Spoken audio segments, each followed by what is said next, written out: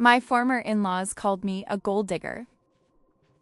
They were thoroughly convinced I was just after their son's money, a parasite latched onto their precious Sophia, albeit slightly less precious than they thought, family legacy. So I dumped him and married their billionaire neighbor, mostly just to prove a point. This is the story of how I made them regret every single condescending word. It all started with a leaf, one where my ex-fiancé, Michael, and his family were old money in reality. His parents, Carol and Richard, owned a pretty successful chain of local hardware stores. They weren't poor, not by a long shot, but they acted like every single dollar was forged in a sacred fire, personally handed down by their ancestors. They had a nice house in a wealthy suburb, a 2-story brick colonial that was clearly their pride and joy, but it wasn't a mansion. Still, they were intensely, suffocatingly proud of it. I met Michael back in college. He was charming and funny, and he seemed totally different from the suffocating pretentiousness his parents just radiated. He told me his parents were traditional, but that he'd forged his own path. We fell in love, or so I thought, and after 3 years of what felt like a genuine partnership, he proposed. That's precisely when my perfect little future started to show its cracks. The first time I met Carol and Richard as their future daughter-in-law, you could cut the judgment in the air with a steak knife. They eyed my dress, a simple but nice piece from a department store, like it was a cheap Halloween costume. They didn't just ask about my life. They performed a full, condescending audit. And where did you say you were from again? What does your father do for a living? Any notable family history? Each answer was met with a polite, yet utterly dismissive, little nod. It felt less like a conversation and more like an interview for a job I wasn't qualified for. But the real kicker came at dessert. Carol, with this tight little smile that didn't reach her eyes, looked at me and said, "It must be so reassuring for you, dear, to know you'll be financially secure with Michael, a girl from your background. You must feel like you've hit the jackpot." I was so stunned I couldn't even speak. The spoon froze halfway to my mouth. I could feel the heat rising in my cheeks. Michael just laughed nervously and quickly changed the subject to the weather. A cold, heavy dread pooled in my stomach. This wasn't some simple misunderstanding. It was a declaration of war. In their eyes, I wasn't a partner for their son. I was a line item on his budget, and a cheap one at that. The term gold digger is just dripping with misogyny. A relic of old-fashioned stereotypes I never thought would be aimed directly at me. I loved their son, not his bank account. But it didn't matter. They'd already decided who I was, and my trial was already over. That one comment was just the opening salvo in their little campaign of psychological warfare. At every family dinner, there were snide remarks disguised as advice. When I got a promotion and a significant raise at my graphic design firm, Richard commented, "That's nice. It's good to have a little hobby to keep you busy before the real work of managing Michael's household begins." They would conveniently forget to invite me to family outings, then act all surprised when Michael showed up alone, Carol feigning shock with a hand to her chest. They even once gifted me a membership to the local community center gym for my birthday. A subtle but clear signal that the exclusive country club they belonged to wasn't for people like me. They even talked about me in the third person while I was sitting right there on their antique sofa. Michael needs a woman who understands the pressures of wealth and the importance of maintaining a certain social standing. Carol once sighed to her sister, loud enough for the whole room to hear. But the worst part, the thing that truly broke my heart, it was Michael's silence. He would just stand there wringing his hands and mumbling, "That's just how they are." Or the classic, "They mean well. They just don't show it." He never defended me, not once. He never drew a line in the sand and told them they were out of line. I remember confronting him after one particularly awful dinner, my voice shaking with frustration. "Michael, your mother basically called me a charity case tonight." He wouldn't even meet my eyes. He just rearranged a pillow on the couch and said, "Babe, you know, she's just really protective. Can't you try to see it from her perspective?" His spinelessness was a betrayal far worse than his parents' overt insults. He was allowing them to define me, to chip away at my worth, and to reduce our love to a vulgar transaction. The breaking point came a month before the wedding, at their 30th anniversary party. I'd just landed a huge freelance project with a national brand, and for the first time in months, I was feeling genuinely proud and confident. I walked into that party determined to hold my head high. When one of their friends asked what I did for a living, I started to explain my work in branding and digital design. But Carol cut me off with a tinkling, false laugh. "She dabbles in art," she said with a dismissive wave of her hand as if I were a child selling finger paintings. "But her real talent is spotting a good investment." Then she winked at her friend. The room fell silent. Time seemed to slow down. I looked at Michael, my eyes begging him, pleading with him to just say something, anything. He just stared down at his shoes, shuffling his feet like a child being scolded. And in that moment, I saw our entire future, him staring at his shoes while I was torn apart. I walked out of the party without a word. Later that night, I took the ring off. I told him I couldn't marry into a family that so clearly despised me, and more importantly, I wouldn't marry a man who wouldn't stand up for me. He cried. He protested. He said I was overreacting and being too sensitive. But the final nail in the coffin was when he pleaded. "Can't you just try a little harder to show them you're not after the money?" He still didn't get it.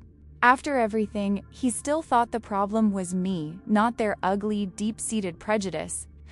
I packed my bags and walked out of that apartment and out of that entire chapter of my life.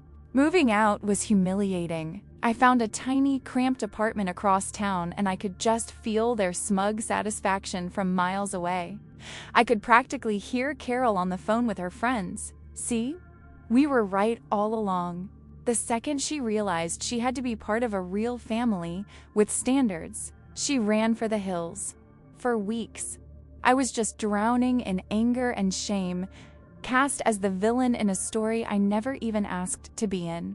Then, one Saturday, as I was hauling the last of my boxes out of Michael's building, a sleek, black car purred to a stop.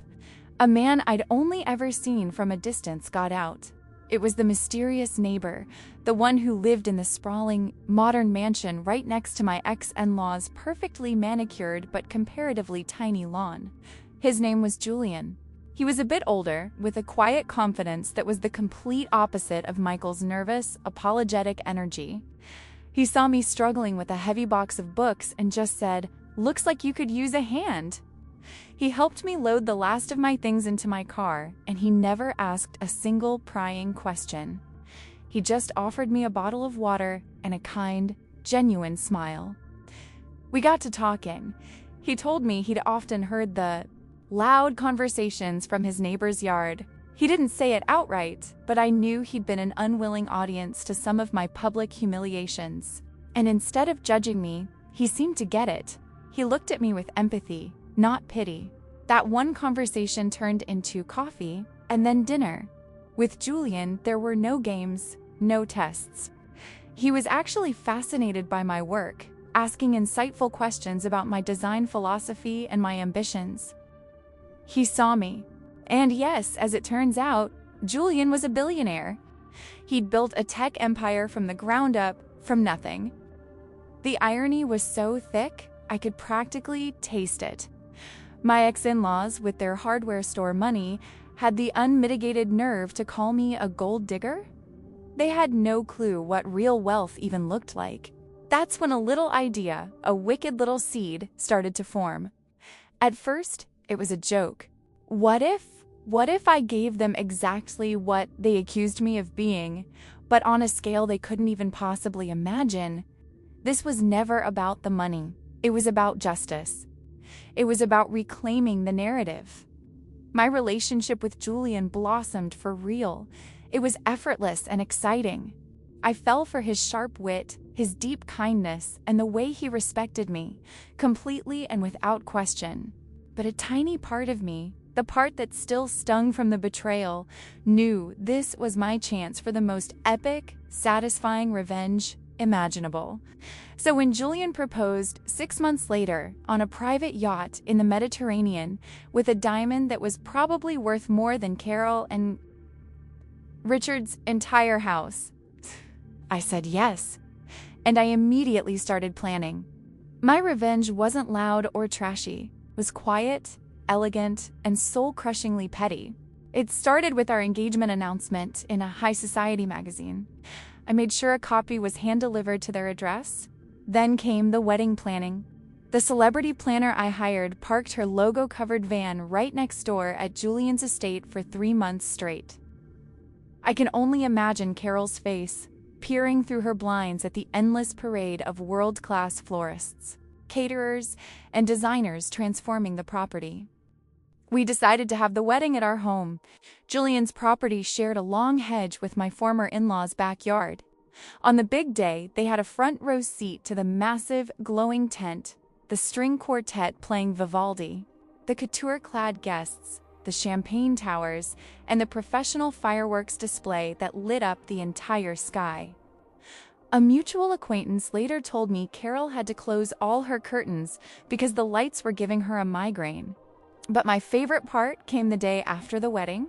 I asked Julian if we could take his helicopter for a scenic tour of the coastline. Of course, he said yes. We flew low, circling directly over their house. I made sure to wave from the window as we passed, and I could see them down on their patio, 2 tiny figures, frozen, just staring up at us. Honestly, it felt so good. So I have to ask you, if someone you trusted publicly humiliated you, would you turn the other cheek or would you make them regret it? Let me know your revenge plan in the comments below. Life now is different. It's not just the luxury, though I won't deny that's nice. It's the profound peace. It's waking up next to a man who truly respects me, who values my brain, who celebrates my wins like they're his own. Last week, when I was practicing a pitch for a huge new client, Julian cleared his entire afternoon schedule just to listen, offering insightful notes and cheering me on. The whole gold digger stereotype is designed to shame women for wanting security or for ending up in relationships with a wealth imbalance. But I wasn't looking for stability. I was running from toxicity and just happened to find love along the way. A few months ago, I got a call from an unknown number. It was Michael. His voice sounded so small, so defeated. He told me he'd made a terrible mistake. Then he said his parents' business was struggling and had the absolute nerve to ask if Julian might be interested in investing. The audacity was just breathtaking. They threw me out for being a supposed gold digger, and now here they were, coming to me for a handout from my billionaire husband. I took a slow, deliberate breath. "Michael," I said, my voice perfectly calm and cold. "I'm sorry to hear about your troubles. Perhaps you should have invested in a son with a spine." Then I hung up. My in-laws called me a gold digger because they were terrified of a woman with ambitions beyond their narrow little world. They saw my love for their son as an invasion. They tried to stick me in a box, to label me and take away my power, but they made one fatal mistake. They showed me that their world and their approval was way too small for me. They accused me of digging for gold, so I just went next door and found diamonds. In the end, I learned my worth was never tied to a man's bank account, not Michael's, and not even Julian's. It was tied to my own self-respect. They say the best revenge is living well. I say they're right. I'm not a gold digger. I'm the architect of my own upgrade. And I built myself a life that can only stand next door and watch.